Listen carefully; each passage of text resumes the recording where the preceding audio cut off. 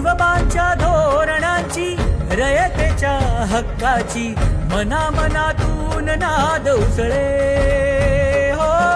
मराठीला अभिजात दर्जा कृती केली ही गर्वाची अभिमानासाठी झटते हो, हो, हो, हो.